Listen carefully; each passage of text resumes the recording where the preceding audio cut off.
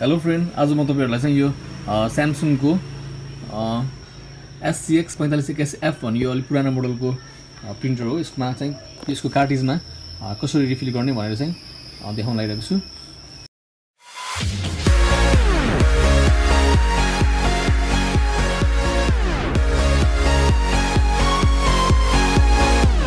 यसको लागि चाहिँ एउटा कभर हुन्छ, यो कभर निकाल्नुस् हैन, निकाल्दा चाहिँ कार्ट्रिज यसरी कार्ट्रिज तान्नुस् हैन।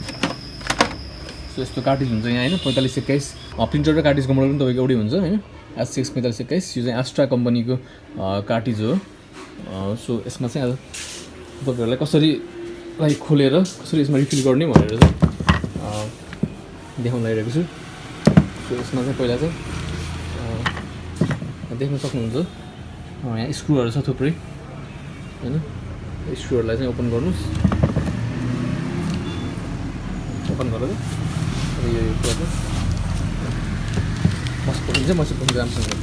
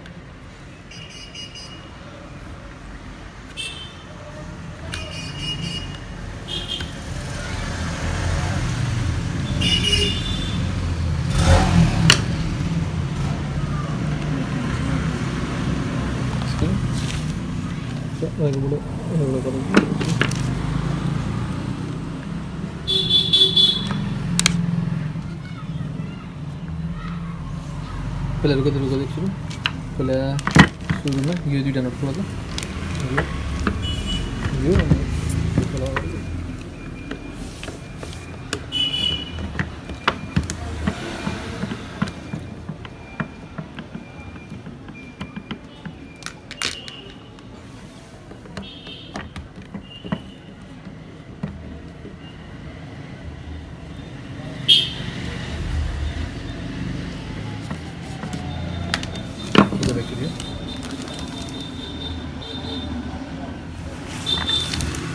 त्यसपछि अब यो छ नि, अब यसलाई चाहिँ ठ्याक्कै यसलाई चाहिँ यसरी माथि यता खिच्छ नि, यहाँ यस्तो माथि गर्नेलाई ठ्याक्क माथि गरेपछि अनि माथि गरेर यस्तो आफूतिर तान्ने, ठ्याक्क माथि गर्ने अनि आफूतिर तान्ने, यस्तो निक्लिन्छ यो हैन।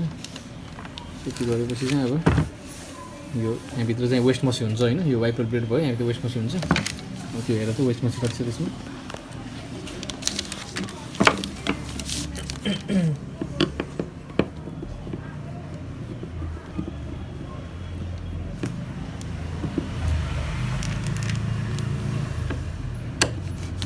दुईटा स्क्रु हुन्छ हैन, दुईटा स्क्रु क्यानन कार्ट्रिजमा अस्ति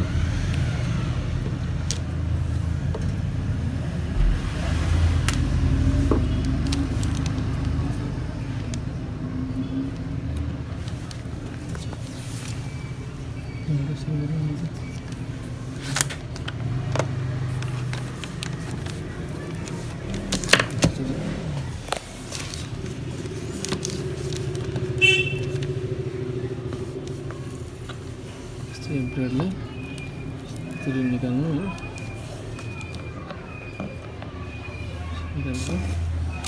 यो वेस्ट मसीलाई यसलाई बाहिर फालेर यसलाई चाहिँ ब्रोडले सफा गर्नुपर्छ।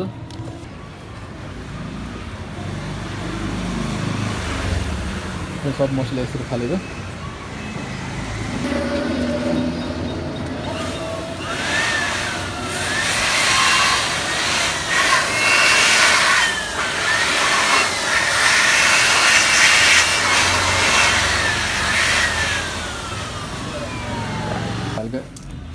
त्यस्तो गरेर ट्याक्क राख्दियो।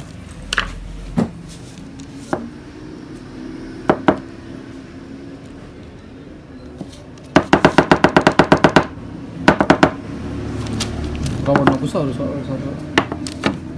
फर्म छ क्या फेरि होइन पहिला देख्न सक्नुहुन्छ है यस्तो प्रिन्ट आएको छ अलि राम्रोसँग प्रिन्ट आएको छैन त हामीसँग यहाँ छ तपाईँको आस्टा यो पनि आस्टाको यही हो हैन कार्ट्रिज सो यसमा चाहिँ आस्टाकै कैसन भन्नुहोस् कुन वाला हो युज गरेको वाला हो सिलप्याक छ राम्रोसँग भन्नुपर्छ सो आस्टा कम्पनीकै यो स्यामसङको यहाँ देख्न सक्नुहुन्छ है MLTD 104S भनेर सबै यो मोडलहरू छ यहाँ 45ST3 यो आस्टाकै हो सो यो लिङ्क चाहिँ यसमा हामीले रिफिल गर्न लगाइरहेको छ यो चाहिँ तपाईँको वेट चाहिँ यसको 50 ग्रामको हुन्छ हैन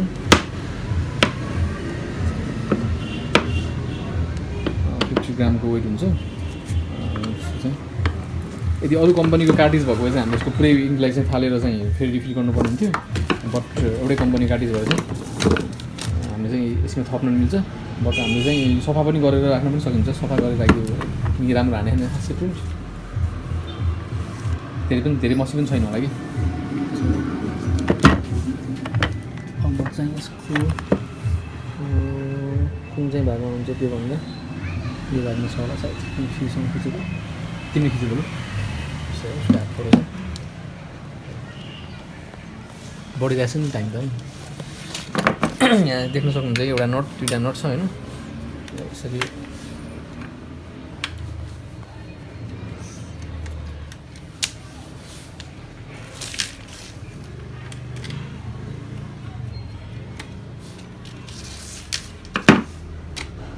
निस्किन्छ यो होइन त्यसपछि यहाँ देख्न सक्नुहुन्छ यहाँ होइन जुन भन्छ नि यहाँ चाहिँ यो टोनरको लागि कभर छ हैन त्यो कभरलाई हामीले चाहिँ राम्रोसँग निकालेर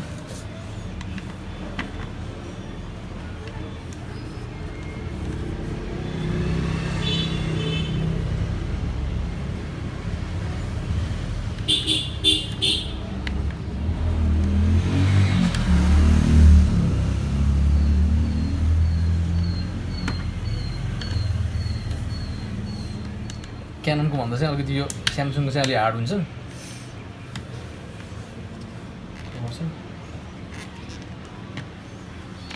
भित्रको मसिलाई पनि हामीले सबै फालेर हैन यसमा फेरि ब्लोर हानेर सफा गरेपछि बल्ल अर्को फ्रेस टोनर चाहिँ हाल्दाखेरि राम्रो हुन्छ सबै सरर सफा गरेर ड्रमलाई नछु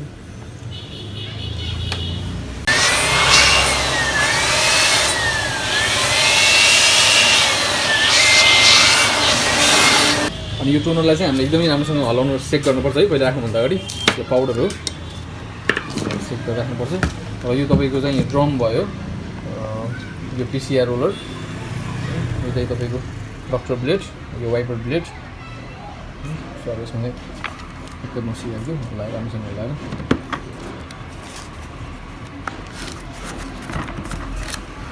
अन्त यो पहिला त्यो अन्त पनि त रिफिल गरिसकेको छ नि त कुन मसी हालेको थियो रिफिल अन्त गऱ्यो भन्दाखेरि फर्स्टमा हामी यहाँ गरेको हो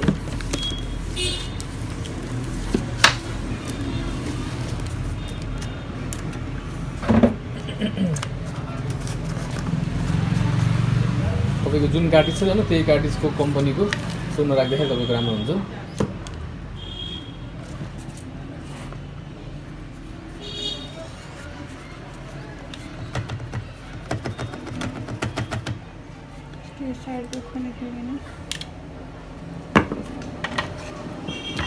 त्यो ढक्कनमा पनि एउटा हुन्छ ब्लकेज हुन्छ त्यसलाई पनि निकाल्नुपर्छ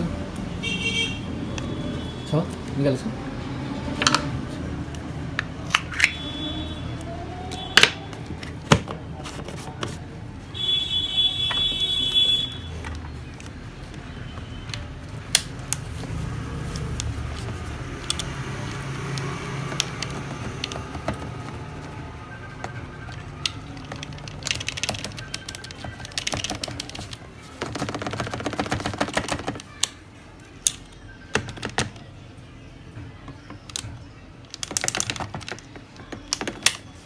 Hello?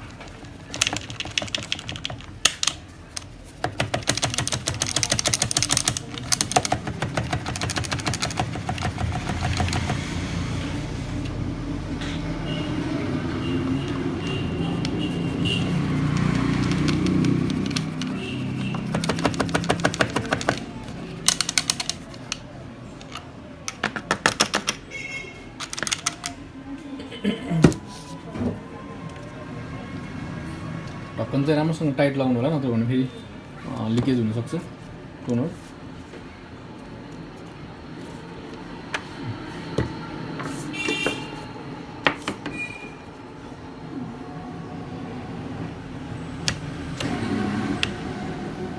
टिक्क पारेर लाउनुपर्छ, सबैतिर ट्याप पाउनुपर्छ अनि स्क्रुहरूलाई एज इट इज जहाँको त्यही लगाइदिनुपर्छ।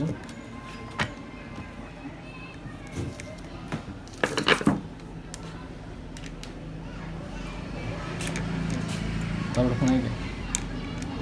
कारबाट फोन आयो?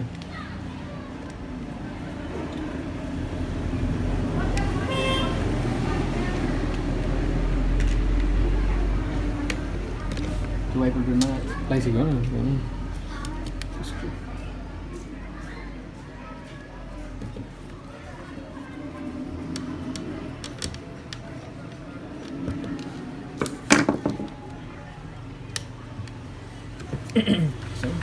फेरि त्यो माथिको लागि जस्तै हामीले जसरी राखेको थियौँ त्यो अनुसार रिभर्स गरेर ठ्याक्क किन्नुपर्छ हाम्रो यसलाई।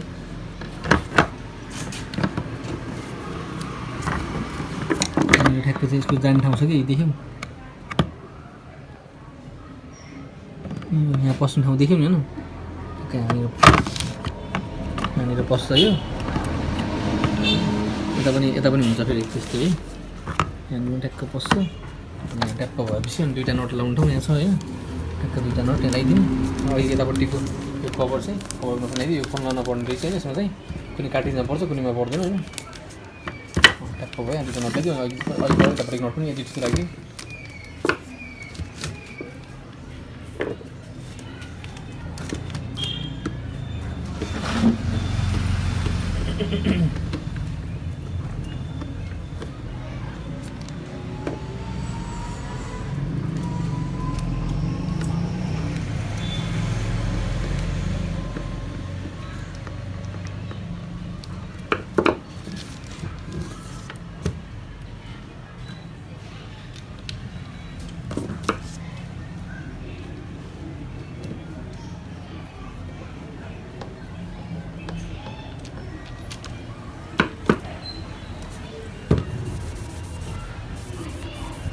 नोट लाग्यो। सो यो रिफिल गरिसकेपछि चाहिँ एक ठाउँमा गएर चाहिँ यो इङ्क पनि जम्मा भएर बसेको हुनसक्छ होइन? त्यही भएर चाहिँ यसलाई कार्ट्रिजलाई पनि एकचोटि यस्तो होरिजेन्टल्ली यसरी सेक गर्नुभयो भने चाहिँ ठिक हुन्छ होइन? अब अरू कुनै प्रब्लम ड्रम समको कुनै प्रब्लमले राम्रो प्रिन्ट नआउने कुरा छुट्टै हो होइन?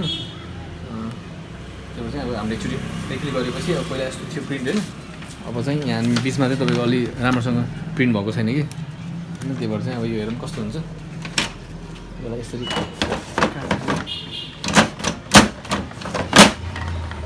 राखिन्छ होइन?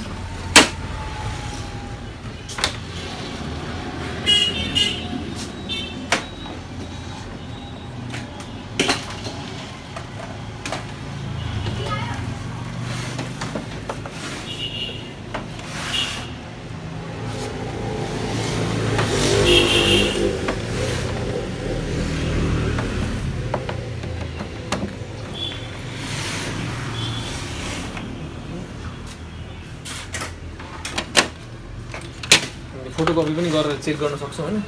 फोटोले चाहिँ हामीले प्रिन्ट नै गर्दाखेरि चाहिँ थाहा हुन्छ राम्रोसँग।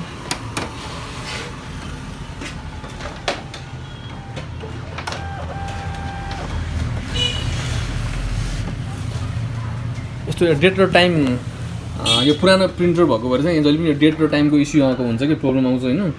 यस्तो आयो भने चाहिँ डेट र टाइम मिलाउन एकछिन टाइम लाग्छ होइन? यो 2011 देखाइरहेको छ, अब 2021 भनेको मतलब 10-11 वर्ष पुरानो प्रिन्टर हो कि यो। अब त्यसमा चाहिँ अब यस्तो आयो भने चाहिँ डेट र टाइम मिलाइराख्नु झन्झट हुन्छ धेरै होइन? हरेकचोटि अन अफ गर्दा डेट र टाइम मिलाउनुपर्छ। यस्तो कन्डिसनमा चाहिँ हामीले यहाँ 0 दबाएर अनि ओके गरिदिउँ भने, इन्टर दबाइदिउँ भने यो हट्छ यो होइन? त्यो भएर चाहिँ एउटा पेपर राखेको थिएँ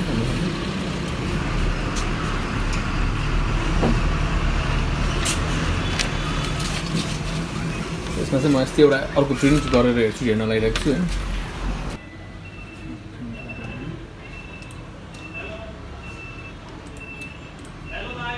हाम्रो प्रिन्टर मैले स्यामसङ SCX 45 सिरिज भयो। भयो